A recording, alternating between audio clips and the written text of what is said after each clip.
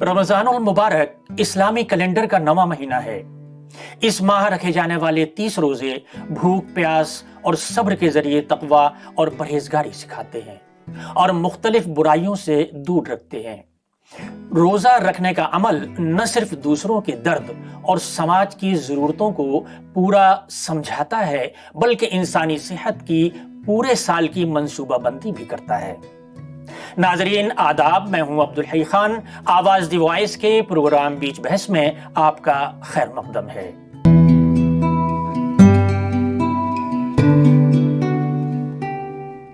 Doctor Syed Ahmad Khan साहब, जो all India यूनानी कांग्रेस के सदर हैं और यूनानी तरीक़े इलाज के एक सीनियर मुआलिज हैं।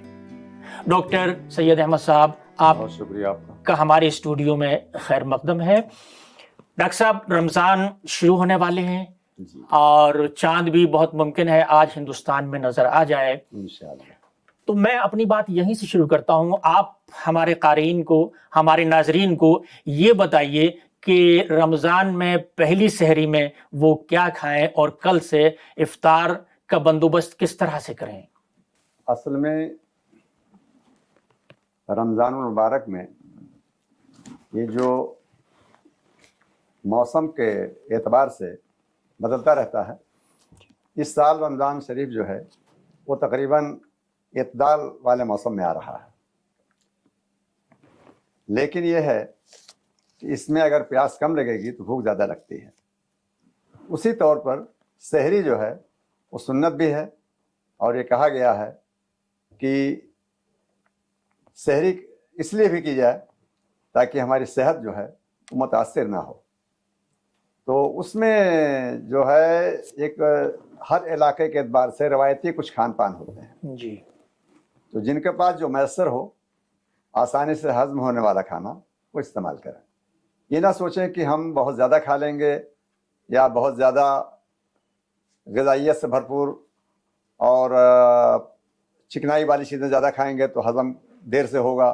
जी। तो ये ख्याल रखना है कि जो अमल इस्तिहाला है बदन का एंड मेटाबॉलिक सिस्टम, वो मुतासिर ना होने पाए। तो इसके लिए ज़रूरी है कि हम जो रवायती खान पान है उसके साथ साथ जैसा सरीद का इस्तेमाल हर कोई आसानी से कर सकता है। जो शोरबा बचा होता है तो शोरबे में रोटी को तोड़ लेते हैं, सरीद बना लेते हैं। कुछ लोग मलिदा बना लेते हैं जी।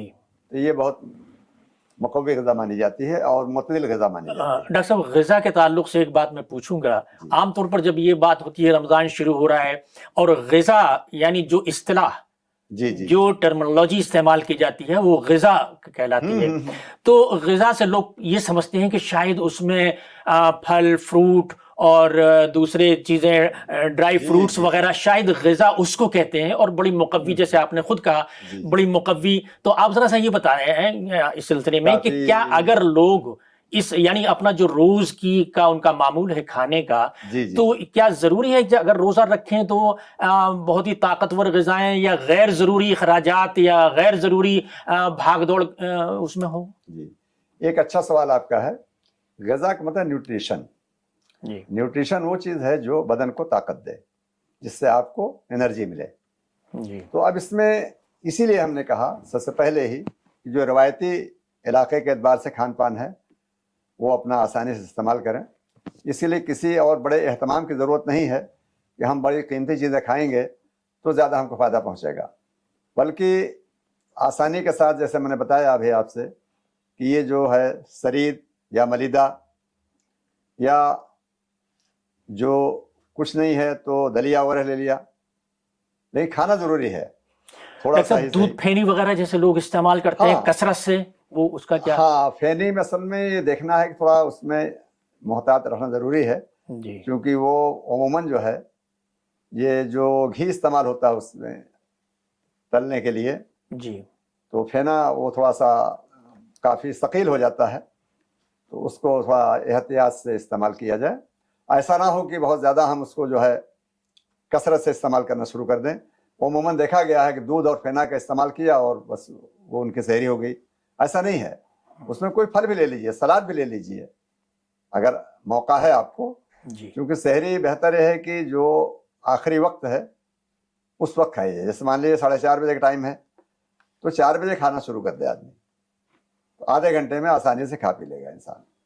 اس کے علاوہ یہ ہے کہ سحری میں ڈائیوریٹک چیزیں کم لی جائیں جس سے کہ پیشاب زیادہ آنے کا امکان جس میں ہو. مثلا چائے وغیرہ کم استعمال کی جائے. اچھا. دودھ کا استعمال بہتر ہے. جی. اور اسی طریقے سے جو عادی لوگ ہیں ان کو چاہیے کہ دودھ میں پتی ڈال لیں, اور اچھا ہے کہ اس میں اگر پسند کرتے ہوں تو ادرک کا بھی استعمال کیا جا سکتا ہے, کیونکہ ایسی چیزیں ہم کھاتے ہیں کہ جو نہ صرف یعنی نیوٹریشن دے, غذا کی غذائیت پیدا کرے, جی, بلکہ اس میں زود ہضم بھی ہونا چاہیے, بہت ثقیل نہ ہو, ڈکاریں آئیں, آدمی پریشان ہو. ڈاکٹر صاحب بہت سے لوگ یہ کرتے ہیں کہ سحری کرنے کے بعد چاہے وہ کم کھائیں یا زیادہ, بہت سے لوگ پورا کھانا کھانے کے عادی ہوتے ہیں, تو ان کو کتنی دیر کے بعد مطلب دوبارہ سونا چاہیے؟ بہت سے لوگ یہ کرتے ہیں فجر کی نماز کی تیاری یا کچھ اور کرتے ہیں, لیکن زیادہ کا یہ ہے کہ انہوں نے جلدی جلدی سنت ادا کی, جیسے ابھی آپ نے خود کہا ظاہر سحری کرنا سنت ہے, اور اس کے بعد جو یا بہت سے لوگ زیادہ کھاتے ہیں, مطلب زیادہ کھانے کا مطلب پوری خوراک لیتے ہیں, تو اس کے بعد انہیں کتنی دیر تک جو ہے نہیں سونا چاہیے؟ یہ خیال رہے کم سے کم 1 گھنٹہ تو ہونا ہی چاہیے. جی. اور میرا خیال یہ ہے کہ عام طور سے رمضان شریف کے مہینے میں فجر کا وقت جماعت کا اس طرح رکھا ہی جاتا ہے کہ لوگ سحری کھانے کے بعد مسجد میں چلے جائیں, وہاں اپنا یعنی عبادت بھی کریں, اور فرض کی ادائیگی کرنے کے بعد آ کے پھر سوئیں تو ٹھیک ہے. اب یہ ہوتا ہے کہ معمولات میں تو آپ کو معلوم ہی ہے, آپ تو حکیم ہیں, معالج ہیں, کہ تبدیلی آ ہی جاتی ہے. جی جی بالکل ڈاکٹر صاحب, لیکن جو جسم انسان کا سال کے 11 مہینے ایک ہی انداز سے ہضم کا ہے اور دوسرا عمل ہے, سب ایک ہی طرح کرتا ہے, لیکن یہ تبدیلی ایک دم آتی ہے, تو ان ایک دم آنے والی تبدیلیوں میں کن چیزوں کا خیال, کن باتوں کا خیال رکھا جانا چاہیے؟ جی, یہ کافی اچھا سوال آپ کا ہے.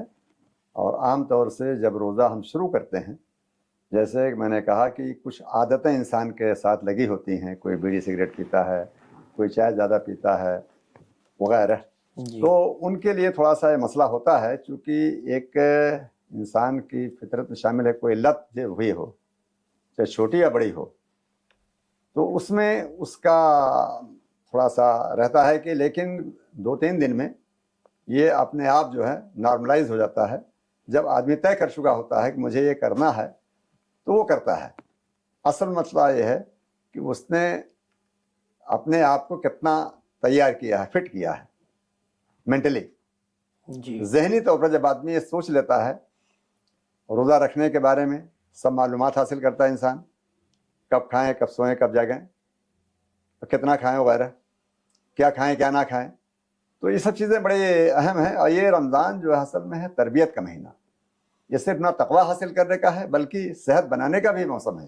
جی, جو بہت موٹے لوگ ہوتے ہیں ان کو ایک اچھا موقع ملتا ہے, اس درمیان جو ہے ان کا معدہ, ان کا جگر, وہ سب آرام پا لیتے ہیں, کیونکہ جگر کا ذریعہ جو عمل استحالہ ہے وہ بہت اچھا ہو جاتا ہے, نارملائز ہو جاتا ہے, ترتیب میں آ جاتا ہے.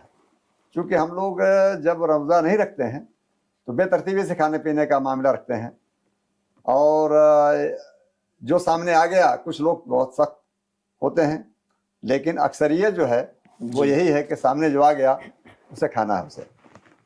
تو یہ جو رمضان کا مہینہ ہے یہ ایک اچھا موقع دیتا ہے کہ آدمی ٹرینڈ ہو جائے, مجھے وقت پر کھانا پینا ہے اور کیا کھانا کیا نہیں کھانا. اسی طرح ڈاکٹر صاحب بات آتی ہے پانی کی. جی, عام دنوں میں ضروری ہے, آپ حضرات ہی بتاتے ہیں کہ بھائی 6 گلاس یا 3 لیٹر 4 لیٹر اتنا پانی 24 گھنٹے میں آپ کے جسم کے اندر پہنچنا چاہیے. بالکل صحیح. تو اس سلسلے میں آپ کی کیا ہدایت ہے, مطلب کتنا پانی ہو یا کوئی مشروب ہو, یہ کس مقدار میں پہنچنا چاہیے؟ جو بہتر ہے وہ یہ ہے کہ افطار کے بعد تھوڑا تھوڑا پانی, ایک بیک وقت بہت زیادہ نہیں, لیکن وہ کئی مرتبہ میں کیا جائے تاکہ جو ڈیہائیڈریشن ہوا ہے دن بھر کا وہ مکمل ہو جائے, مطلب تھوڑی تھوڑی مقدار میں. ہاں, تھوڑی مقدار. دوسرے یہ ہے کہ مشروب کا استعمال زیادہ کیا جائے. اب آج کل چونکہ موسم ابھی اس طرح گرمی والا نہیں ہے, تو اس میں ہمارے لیے جو ہے سوپ کا استعمال بہتر رہے گا. اور ایسے جو پھل ہیں جیسے آج کل امرود ہے, پپیتا ہے, سیب ہے, چیکو ہے, یہ سب ہم استعمال کر سکتے ہیں. اس میں ایک تو فائبرس ہوتے ہیں. جوس کے بجائے فروٹ کا استعمال زیادہ بہتر ہوگا, اور ڈرائی فروٹ کو بھی ہم استعمال کریں اپنے حسب حیثیت. جی, جس کے پاس مونگ پھلی ہے وہ مونگ پھلی ہی استعمال کرے تب بھی ٹھیک ہے اس کے لیے. لیکن یہ ہے کہ کھانے پینے میں ہمیں جی, اس طرح توجہ دینی چاہیے کہ جو زود ہضم ہو اور بدن کو طاقت بخشے. اس سلسلے میں ایک وضاحت آپ سے اور چاہوں گا کہ یعنی ایک تو طرف کولڈ ڈرنک ہے, آج کل کے نوجوان زیادہ تر اس کے عادی ہیں. دوسری طرف روزہ رکھنے کی کوشش ضعیف لوگ بھی کرتے ہیں, بزرگ بھی کرتے ہیں, جوان تو رکھتے ہی ہیں, خواتین بھی کرتی ہیں. تو ان میں کس چیز کو ترجیح دی جائے اپنی پیاس بجھانے کے لیے؟ پیاس بجھانے کے لیے جو بھی مشروب آپ کے سامنے ہے, گھر کا بنا ہوا ہو جی, یا روایتی طور پر مارکیٹ میں دستیاب ہو, اس کا استعمال بہتر ہے بجائے اس کے کہ جو ڈرنک جتنے بھی ہیں اس سے بچنا چاہیے. اس لیے کہ وہ جو ہے ڈائریکٹ انرجی دیتا ہے. اس میں جو شوگر کی یعنی مقدار ہے وہ بہت زیادہ ہوتی ہے. وہ اس لحاظ سے تو ٹھیک ہے کہ بدن کو بیک وقت انرجی مل گئی آدمی کو, لیکن اس طرح سے انرجی پہنچانا نقصان دہ ہے. بہتر یہ ہے جی کہ شربت کا استعمال کیا جائے, لیکن شربت میں موسم کے لحاظ سے خیال رکھا جائے کہ اس کو جو ہے برف وغیرہ نہ ڈالا جائے اس میں, اور سادہ بالکل ہو. ٹھیک ہے ڈاکٹر صاحب, یہاں پر جس طرح آپ نے مشروبات میں فرق بتایا, اسی طرح سے کئی چیزیں اور بھی ہیں جن میں عام طور پر لوگ یہ سمجھتے ہیں کہ طاقت جو ہماری خرچ ہو رہی ہے روزے میں, اب وہ زیادہ کھا تو نہیں سکتے خوراک, تو بہت سے لوگ یا تو معجون وغیرہ لیتے ہیں طاقت کے کچھ, یا وہ طاقت کے جو ملٹی وٹامن کیپسول آتے ہیں نا ڈاکٹر صاحب, بہت سے لوگ ان کا استعمال کرتے ہیں. تو اس میں آپ کی کیا رائے ہے؟ سب سے بہتر طریقہ یہ ہے کہ جو طب یونانی میں رائج خمیر اور معجون ہے اس کا استعمال کیا جائے. خاص طور سے عام آدمی معجون دبید الورد اور معجون فلاسفہ آسانی سے استعمال کر سکتے ہیں. اس میں بہت زیادہ قیمتی نہیں چیزیں ہیں. ایک بات. دوسرے یہ ہے کہ اگر خمیرہ ابرشاہ کی مرشد والا لیا جائے یا خمیرہ گاؤزمن امبری جواہر والا لیا جائے, یہ زیادہ اچھا ہے. ملٹی وٹامن جتنے بھی ہیں کیپسولس وغیرہ ان سے کہیں بہتر یہ ہے, اور اس میں جو ہے آسانی سے انرجی بھی ملے گی, اور خمیرہ مروارید خاص بھی لے سکتے ہیں. اس میں چونکہ قوت مناعت جو باڈی کی امیونٹی سسٹم ہے, امیون سسٹم کو, اس کو ہی تقویت ملتی ہے. ان خمیروں کا استعمال اور معجونات کا استعمال کر سکتے ہیں. اور معجون دبید الورد کی خوبی یہ ہے کہ وہ آپ کے عمل استحالہ کو مینٹین رکھے گا. ابھی جیسے آپ نے بتایا چائے, کافی یا دوسرے مشروبات, بہت سے لوگ عادی ہوتے ہیں صرف چائے اور کافی ہی کے, یا اب چائے اور کافی یا اسی طرح کی کوئی اور جو چائے ہوتی ہے دوسری والی گرین ٹی ہوتی ہے, وہ افطار کے بعد یا سحری کے بعد اس کو لیتے ہیں ڈاکٹر صاحب. تو میں یہاں آپ سے دونوں باتیں معلوم کرنا چاہتا ہوں کہ ایک طرف تو وہ لوگ ہیں اور دوسری طرف وہ لوگ ہیں جو مشروبات کا بھرپور استعمال کرتے ہیں. تو اس میں آپ کی نظر میں کیا مفید ہے؟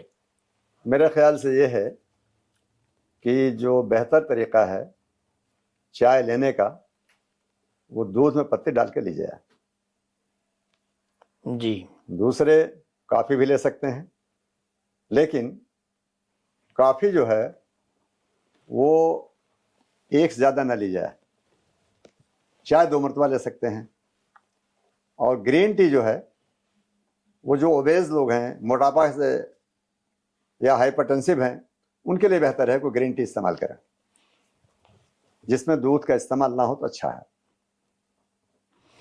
لیکن ڈاکٹر صاحب سبزیوں میں بہت سی سبزیاں ظاہر ہے خاص طور سے میٹروپولیٹن سٹیز میں 12 مہینے ملتی ہیں, اور سبزیوں میں یا دالوں میں بہت ڈاکٹر وغیرہ یا خود حکیم الگ الگ امراض بھی، آج کل ہر آدمی کسی نہ کسی مرض میں مبتلا ہے، کسی کو بی پی ہے، کسی کو کچھ ہے، تو وہی سبزی پالک ہو یا دوسری سبزیاں ہوں، لوکی ہو، وہ ایک کو تو فائدہ پہنچاتی ہے، دوسرے کو نقصان پہنچاتی ہے۔ اب گھر میں 8 آدمی ہیں، 4 آدمی ہیں، 6 آدمی ہیں، تو ایسی معتدل سبزیاں یا دالیں مطلب رمضان میں جو استعمال کی جائے صحت کو برقرار رکھنے کے لیے، ذرا سا اس پر بھی روشنی ڈالیں۔ جی ہاں جی جی، اس میں یہ ہے جیسے لوکی ہے، تروئی ہے، ٹنڈا ہے، کریلا ہے، پرول ہے، لوبیا ہے، سیم پھلی ہے، یہ ساری سبزیاں اس وقت سیزن کی ہیں۔